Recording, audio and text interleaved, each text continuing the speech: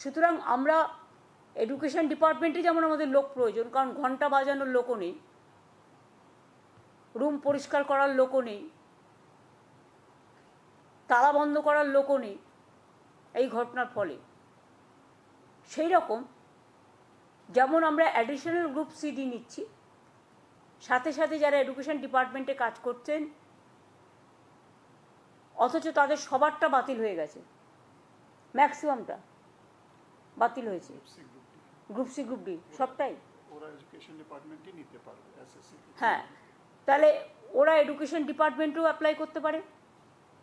ওরা তাছাড়াও আমরা আরও 3-4টে ডিপার্টমেন্ট অপশান দেবো, কিন্তু সেটা আমরা আলাদা করে নোটিফাই করব, কারণ যেহেতু ওটার সাথে এটার সম্পর্ক নেই। আর আমরা যেহেতু চাই না কারো চাকরি চলে যাক, কেউ ব্যাংক লোন নিয়েছে, কেউ গাড়ির লোন নিয়েছে, কেউ বাড়ির লোন নিয়েছে, কারো বৃদ্ধ বাবা মা আছে, কারো ছেলেমেয়েরা আছে, তাই মানবিকতার স্বার্থে তারা নিশ্চয়ই অ্যাপ্লাই করতে পারে, এডুকেশন ডিপার্টমেন্টেও করতে পারে, এবং তাছাড়া আরও 3-4টে ডিপার্টমেন্ট আমরা দিয়ে দেবো, যাতে যেটা তারা প্রয়োজন মনে করবে সেই নোটিফিকেশানটা আমরা 3-4 দিন পরে করে দেবো।